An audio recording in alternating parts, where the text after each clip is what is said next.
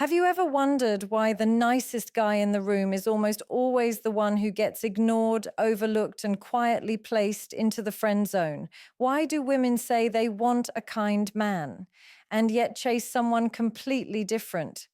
Today, we're breaking the myth once and for all. Being a nice guy is not the problem, it's what you hide behind that niceness. Let's decode the psychology behind why nice guys fail in relationships and how you can break free from the friend zone forever. Nice guys confuse approval with love, and this single misunderstanding quietly destroys their confidence, relationships, and emotional well being long before they even realize what's happening. When a man grows up believing that love must be earned through perfect behavior, politeness, or constant agreement, he starts mistaking external validation for emotional connection. Instead of learning that love is built on mutual respect, presence, honesty, and internal worth, he absorbs the idea that if people approve of me, then I'm worthy of being loved. From childhood into adulthood, this belief becomes a behavioral pattern and eventually a personality. Such men move through life trying to be liked, hoping niceness will secure affection, but underneath that surface of politeness lies fear of being disliked, fear of upsetting someone, fear of being seen as imperfect. They begin to chase approval the way a thirsty person chases water, believing every smile, every compliment, and every moment of acceptance is proof that they are finally enough. This mindset becomes particularly destructive in relationships. A nice guy will prioritize keeping the peace over expressing his true feelings. He over-accommodates, overgives, and over-explains himself, constantly monitoring how others perceive him. He shapes his personality around what he thinks will be accepted rather than who he really is. But love built on performance never feels safe because deep down he knows the affection he receives isn't for his authentic self, it's for the version he has crafted. This pushes him to work even harder for approval because losing it would mean losing the illusion of love. Instead of showing boundaries, he becomes endlessly agreeable. Instead of being bold or direct, he becomes passive. Instead of owning his desires, he suppresses them to avoid conflict. In his mind, being nice is the safest way to ensure attachment. However, women don't interpret this behavior as love. They interpret it as insecurity. Approval seeking subtly communicates that a man values being liked more than being respected, and this shifts the dynamic from equal partnership to emotional imbalance. A woman may appreciate his kindness, but she won't feel romantic attraction towards someone who cannot stand firmly in his identity. When a man's self-worth depends on her reactions, her moods, and her acceptance, she doesn't feel the grounded masculine energy that naturally creates connection and polarity. Instead, she feels pressure, the pressure of being the emotional source for a man who has not developed internal confidence. This is often why nice guys end up in the friend zone. They are present physically but absent emotionally, operating from a place of fear rather than authentic strength. The tragedy is that most nice guys don't even realize they're doing this. They think they're being loving when, in reality, they're begging for love in the most socially acceptable way. They believe approval is the doorway to intimacy, when in truth, it is the fastest way to lose it. Because when a man confuses approval with love, he does not show up as a partner. He shows up as a performer. And performers are appreciated, admired, thanked, and often kept around. But they are rarely chosen for the deep, passionate, secure love they desperately seek. Overgiving without boundaries is one of the most subtle yet damaging patterns nice guys fall into, and it quietly pushes them toward emotional exhaustion, resentment, and ultimately the friend zone. When a man gives more than he has the capacity for, more than what is being reciprocated, or more than what is even being asked for, he is not practicing generosity. He is practicing self abandonment. At first glance, this behavior looks noble. He is always available, always supportive, always ready to fix problems, offer rides, spend money, sacrifice his time, and prioritize someone else's needs above his own.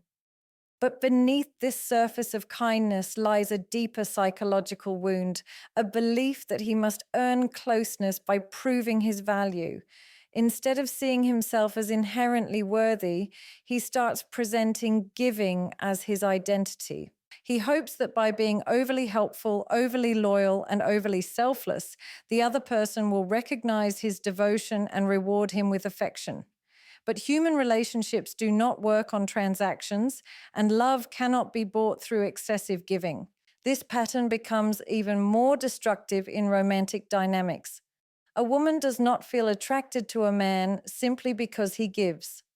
Attraction is not fueled by sacrifice, it is fueled by confidence, presence, and emotional clarity. When a man overgives, especially early on, it communicates desperation rather than value. It tells her, I don't believe I'm enough on my own, so I have to compensate by doing more than necessary. Instead of appearing generous, he appears anxious. Instead of building connection, he builds pressure. The woman begins to feel that his giving comes with an unspoken expectation, that she must respond in the exact way he hopes. She senses that the giving isn't free, it's a hidden plea for validation. And when she cannot match his level of emotional intensity or repay the invisible debt he keeps accumulating, she pulls away for her own comfort. Overgiving also destroys boundaries because the man who engages in it stops listening to his own needs. He doesn't ask himself, do I actually want to do this? Is this good for me? Am I receiving anything in return? Instead, he asks, will this make her like me? His actions become fueled by fear of losing the other person rather than genuine desire to support them. He suppresses his exhaustion, ignores his discomfort, and dismisses his unmet needs, all in the hope that giving more will finally secure the relationship. But this only leads to emotional imbalance. He becomes the pursuer, she becomes the receiver, and the dynamic becomes lopsided. Over time, she stops seeing him as a potential partner and begins viewing him as a convenient source of emotional labor. The saddest part is that overgiving usually comes from a good heart. Nice guys genuinely want to care, they genuinely want to love deeply. But when love is expressed without boundaries, it stops being love and becomes an unconscious attempt to manage insecurity. No woman can feel attracted to a man who does not respect his own limits, because if he cannot protect his energy, his time, and his emotional space, he also cannot protect the relationship. And when he gives endlessly without receiving, he becomes drained, resentful, and quietly disappointed, wondering why his loyalty is never returned. Attraction needs polarity, a natural tension created when two people show up with distinct energies rather than blending into the same emotional space. This polarity isn't about dominance or submission, it's about contrast. It's about one person bringing grounded presence, direction, and certainty, while the other brings emotional expression, flow, and intuition. When this contrast exists, attraction feels almost magnetic. But when both people occupy the same emotional role, especially when a man softens himself excessively, hides his assertiveness, and tries too hard to be agreeable, the polarity collapses, and what could have become a romantic bond quietly turns into a comfortable friendship.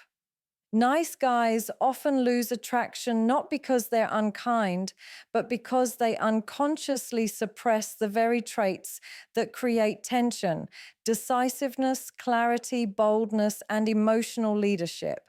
They become so focused on being harmless that they stop being captivating. A man who avoids conflict, avoids expressing desires, and avoids taking a stand unintentionally neutralizes his energy.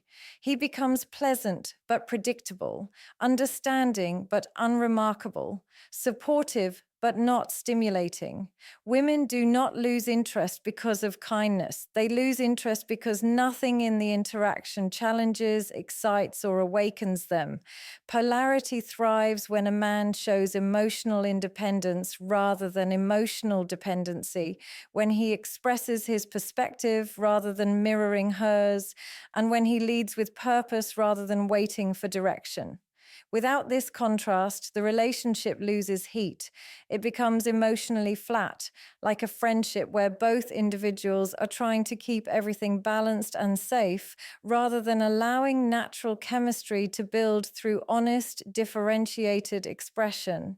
Polarity also relies on authenticity. When a man hides his opinions, dilutes his passions, or softens his presence to avoid offending or disappointing someone, he removes the very edges that make him interesting. A woman does not feel attraction toward a man who constantly walks on eggshells because she cannot feel the power of his internal world. She might appreciate his sensitivity, but she will not feel drawn to him. Attraction is created when a woman feels the stability, confidence, and self-trust within a man, qualities that allow her to relax into her own emotional expression. But nice guys often confuse gentleness with emotional sameness. They try to match her softness instead of complementing it with strength.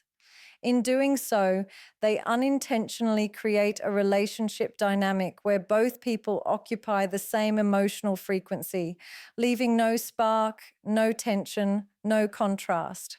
When polarity is missing, interactions start feeling like a partnership between two overly cautious friends. Conversations remain pleasant but lack depth. Boundaries become blurry. No one leads, no one initiates, no one creates emotional direction.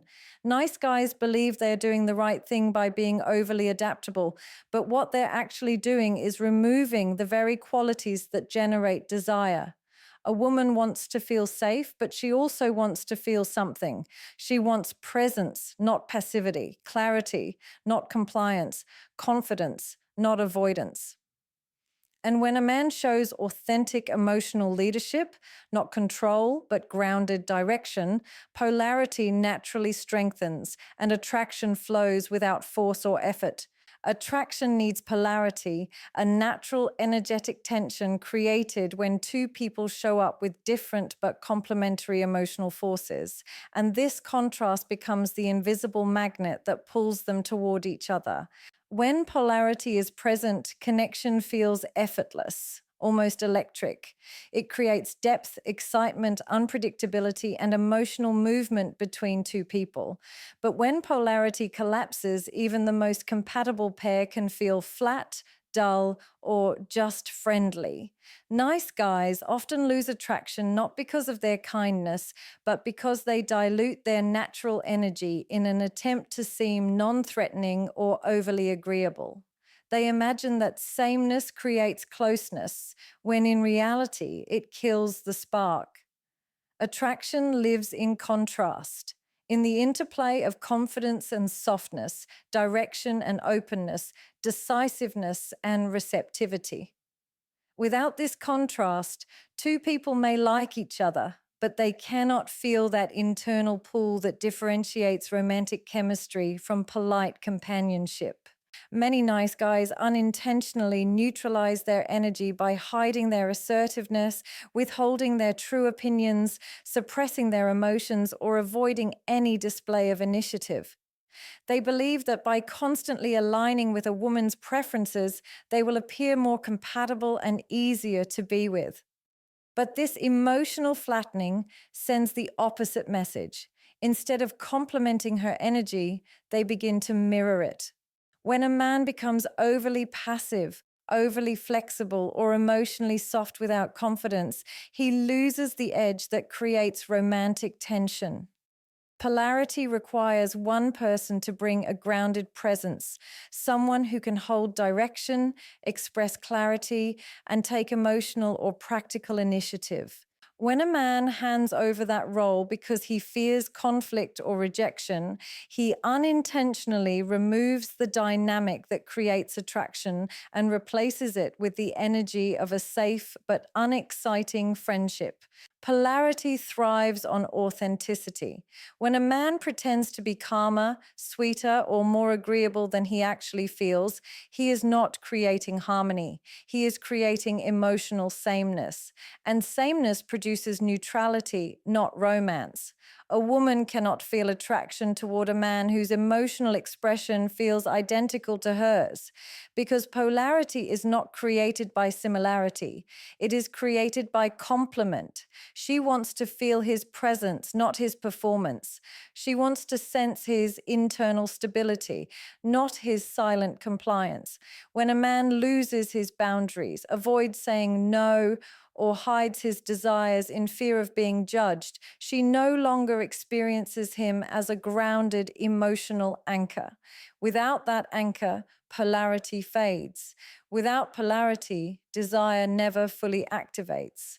This does not mean a man must be aggressive, dominant, or rigid.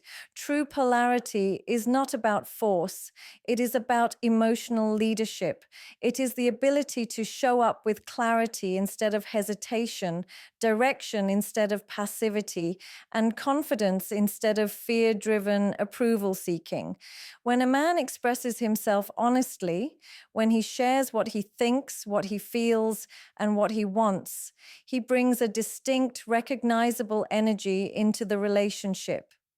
That distinct energy allows the woman to relax into her own emotional expression, creating a balanced and dynamic flow between them. Polarity emerges from this dance of difference, from the interplay of two contrasting emotional worlds that enliven and expand each other. Women interpret emotional softness without confidence as weakness, not because they reject vulnerability, but because vulnerability without inner strength feels unstable, insecure, and emotionally unsafe. Emotional softness on its own is not the issue. In fact, genuine vulnerability can be deeply attractive when it comes from a place of self-assurance and emotional maturity.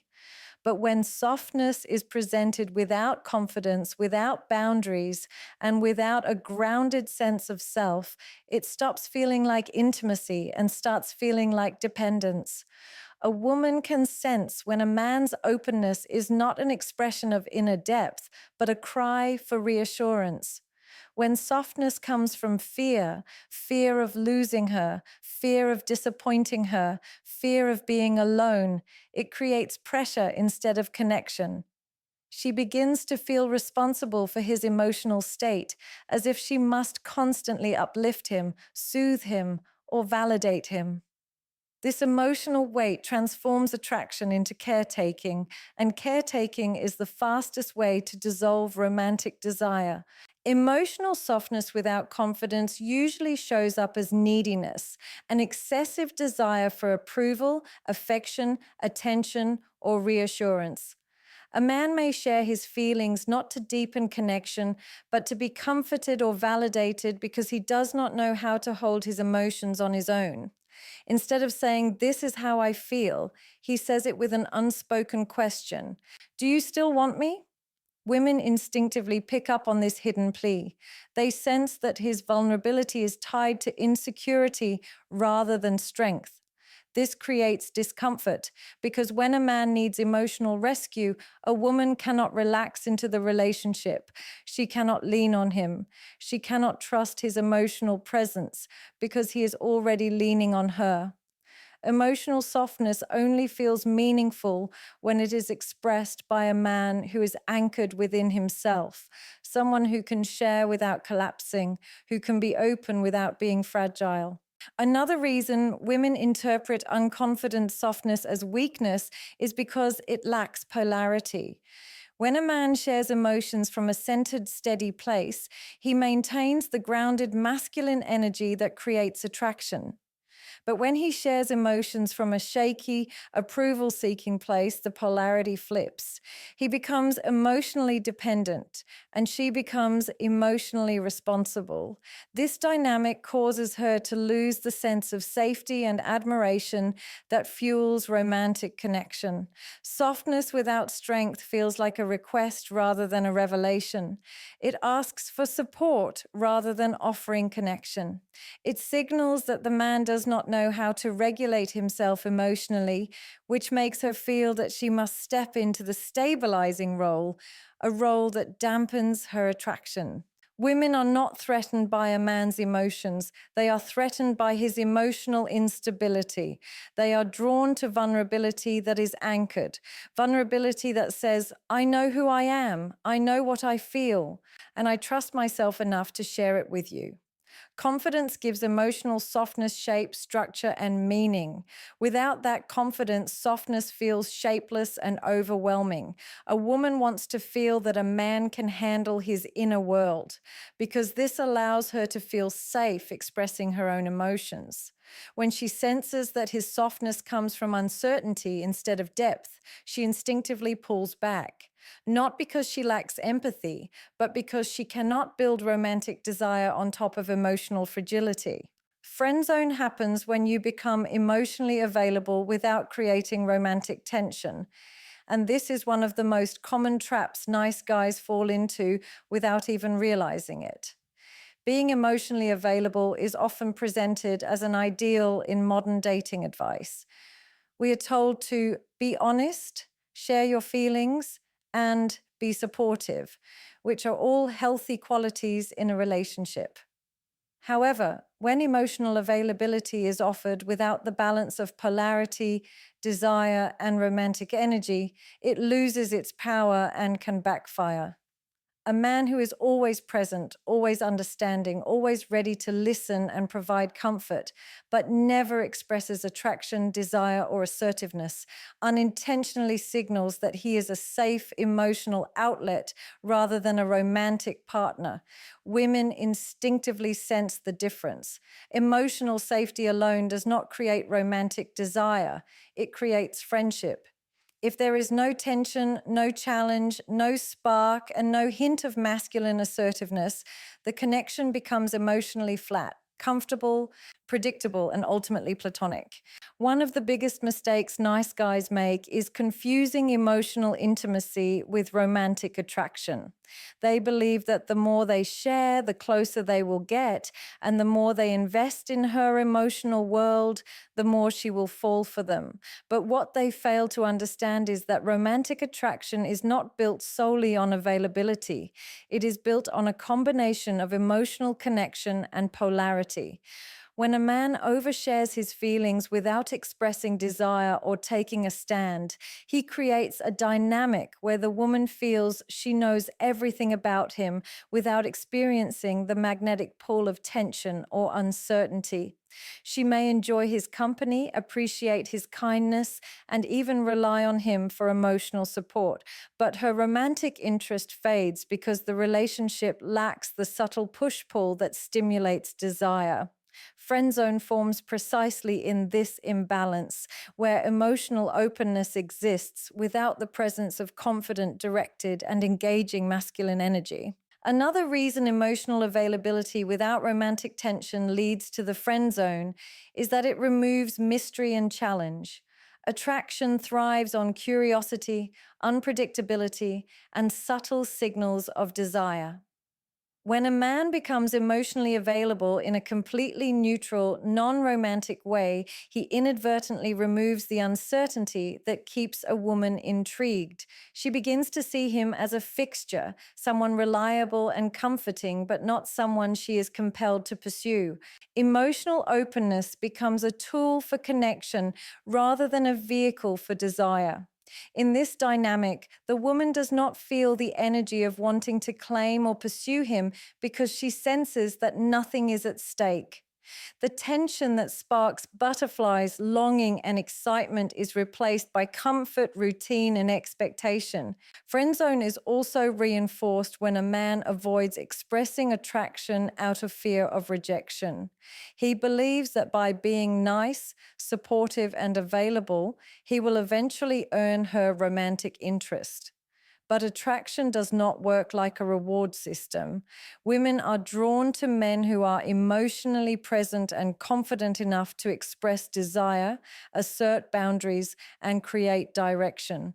Without these signals, emotional availability becomes a one-sided offering, a gift that can be appreciated but not reciprocated romantically. Over time, this pattern reinforces the friend zone dynamic because the woman feels emotionally safe but never emotionally challenged, never romantically intrigued, and never compelled to see him as more than a friend. In the end, being a nice guy is not inherently wrong, but the way niceness is expressed determines whether it builds connection or pushes you into the friend zone. Confusing approval with love, overgiving without boundaries, suppressing polarity, lacking confidence in emotional softness, and offering availability without romantic tension, all these patterns quietly sabotage attraction. True romantic connection is not earned through perfection, service, or constant agreeableness. It is sparked through authenticity, confidence, emotional strength, and the magnetic tension that naturally arises from polarity. By understanding these dynamics and consciously embodying self-respect, clear boundaries, and masculine presence, you transform your relationships. You stop chasing validation and start generating desire. You stop being just a friend and begin being a man who is genuinely attractive, seen, and chosen.